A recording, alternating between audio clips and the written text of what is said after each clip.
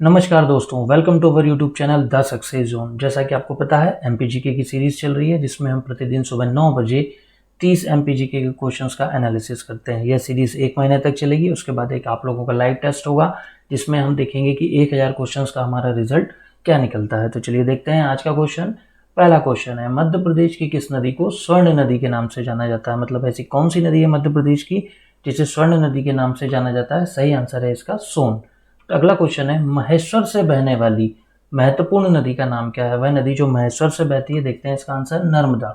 नर्मदा महेश्वर से बहने वाली एक महत्वपूर्ण नदी है। मध्य प्रदेश में सहस्त्रधारा जलप्रपात किस नदी पर स्थित है? पिछले वीडियो में हमने देखा था कपिलधारा जलप्रपात जो कि नर्मदा नदी पर स्थित है। वैसे ही सहस्त्रधारा जलप्रपात भी नर्मदा नदी पर स्थित है। तो इसका सही आंसर क्या है? नर्मदा। महेश्वर के सिवनी जिले की जीवन रेखा किस नदी को कहा जाता है? तो इसका आंसर देखते हैं बेनगंगा। बेनगंगा नदी जो है वो मध्य प्रदेश की दक्षिण की ओर बहने वाली नदी है और इसे सिवनी जिले की जीवन रेखा भी कहा जाता है। मध्य प्रदेश में मेकाल श्रेणी के अंतर्गत उद्गमित होने वाली नदियां कौन सी है? मतलब कौन सी ऐसी नदी है जो मेकाल श्रेणी के अंतर्गत उद्गमित होती है? तो नर्मदा और सोन नदी है।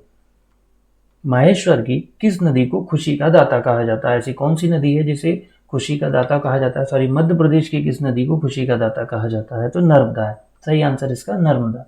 मध्य प्रदेश के किस जिले में नर्मदा कुंड स्थित है? नर्मदा कुंड की बात हो रही है। और एक क्वेश्चन होता है नाभि स्थल, तो ये क्वेश्चन हमें काफी कंफ्यूज करते हैं, तो ध्यान से इसे देखिएगा। मध्य प्रदेश के किस जिले में नर्मदा कुंड स्थित है? तो बात हो रही है अनूपपुर जिले में। अगला है, मध्य प्रदेश के अनूपपुर जिले में माई की बगिया किस नदी के किनारे है? माई की बगिया किस जिले में है ये भी पूछ सकता है, तो अनूपपुर जिले में है। लेकिन यहाँ पे पूछ रहा है कि माई की बगिया किस नदी के किनारे पर है, तो वो नर्मदा नदी के किनारे पर है। मध्य प्रदेश के किस जिले में नर्मदा का नाभि स्थल है? देखिए प्रश्न क्रमांक 7 बोल रहा है नर्मदा कुंड जो अनूपपुर में है, लेकिन यहाँ पे बोल रहा है नाभि स्थल जो है वो मध्य प्रदेश के हरदा जिले के हंडिया में स्थित है। मध्य प्रदेश में मेघनाथ तपोस्थली किस नदी के किनारे पर स्थित है? जो मेघनाथ जी की तपोस्थली थी वह किस नदी के किनारे पर है? तो वह नर्मदा नदी के किनारे पर स्थित है। मध्य प्रदेश के छिंदवाड़ा जिले से उद्गमित होने वाली शक्कर नदी किसकी सहायक नदी है? देखिए प्रीवियस वीडियो में हमने देखा था शक्कर बारना किसकी सहायक नदी है, तो वह नर्मदा की सहायक नदी है। यहाँ पर क्वेश्चन में ही एक आंसर दिया हुआ है कि छिंदवाड़ा जिले से उद्गमित होती है। मतलब ये भी हम ध्यान रख सकते हैं कि शक्कर नदी जो है उसका उद्गम कहाँ से होता है? छिंदवाड़ा से, और यह नर्मदा की एक सहायक नदी है। मध्य प्रदेश में नर्मदा व बारना नदी का संगम कहाँ होता है? प्रीवियस वीडियो में हमने देखा था कि नर्मदा और तवा का संगम कहाँ हो रहा था, तो वह हो रहा था बांद्राबान में जो होशंगाबाद के पास है। वहां पर एक मेला भी लगता है। लेकिन यहाँ पर प्रश्न में क्या पूछ रहा है? नर्मदा व बारना नदी का संगम कहाँ होता है? तो इसका सही आंसर है रायसेन में। नर्मदा नदी के तट पर सीता माता का प्राचीन मंदिर किस जिले में स्थित है? तो वह देवास जिले में स्थित है। मध्य प्रदेश में कौन सी नदी कर्क रेखा को 2 बार काटती है? तो देखते हैं इसका आंसर क्या? माही। माही नदी जो है वो कर्क रेखा को 2 बार काटती है। नर्मदा ताप्ती के साथ माही जो नदी है यह भी पश्चिम की ओर बहने वाली एक नदी है, ये भी आप ध्यान रख सकते हैं। मध्य प्रदेश की किस नदी को सूर्य की पुत्री कहा जाता है? देखते हैं ताप्ती। ताप्ती भी पश्चिम की ओर बहने वाली नदी है और यह बैतूल जिले से उद्गमित होती है। मध्य प्रदेश के बैतूल जिले में पारसडोह बांध किस नदी पर निर्मित किया गया है? इसका सही आंसर है ताप्ती नदी पर।